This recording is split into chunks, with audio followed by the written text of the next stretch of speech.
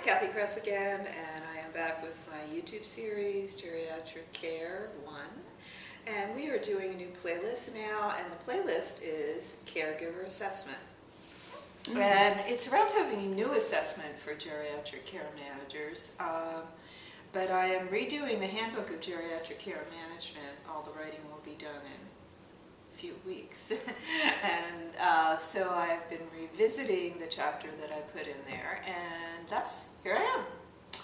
So why should you do it? Why should you do a caregiver assessment? Because it means you're doing 2 assessments. It's a lot of work. Basically, it's because care is an exchange. Really think about it in that sociological sense. To give care, you must get care from someone, right? To get care, you must get care from someone. So it's really an exchange. And so we assess the care receiver, but do we assess the caregiver? And really, they're integrally linked because there's an exchange of care. In fact, they're the glue. The caregiver is the glue that holds it all together. And you're only as strong as your weakest link. I say this all the time. But if your caregiver isn't a really professional, good caregiver that knows what they're doing, how do they get professional? You help them to be that. Your weakest link is nobody's going to like your company. So, the GCM goal with an older person is also to get at the right level of care, right? Another reason to do this. And the key is really the right level of care is the informal caregiving system. And these are family caregivers, and they're paid caregivers. And we're mostly talking about family caregivers right now. So that's how you keep the older person at the right level of care, at least at home. You want, that would be what most people would want to do. And those family caregivers represent 65.7 million caregivers. That's a lot. They are the spine of the long-term care system, and they're not paid. So without these healthy family caregivers, the long-term care system in the United States would crumble.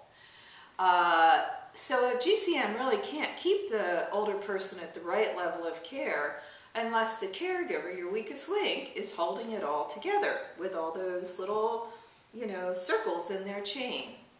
Because there's 43 million free family caregivers out there taking care of someone over 50. Free. And then there's 15 million family caregivers taking care of someone who has Alzheimer's for free because they love their family. So the value of free caregiving by these family members is staggering. Let's compare it. 450 billion per year is what this represented in 2009. Now it's 2014, God knows, but this is a statistic from the census. That exceeds, wrap your head around this. It exceeds the value of paid home care, paid home care that you buy, and it's more than the Medicaid spending in 2009. This gets even better. It is as much, I love this, my favorite little fact, it's as much as the Walmart sales at $409 billion. Wrap your head around that. It exceeds the total expenditures of Medicaid program in 2009. That's $509 billion. It's a lot of money that they basically do without money, the caregivers, for free. So, we're going to talk about this. How do you get these people who do caregiving for love, not for money, to do a wonderful job? And this is why you should assess them, and we'll get to that next. Always go to my website, kathykress.com, and I will see you next time.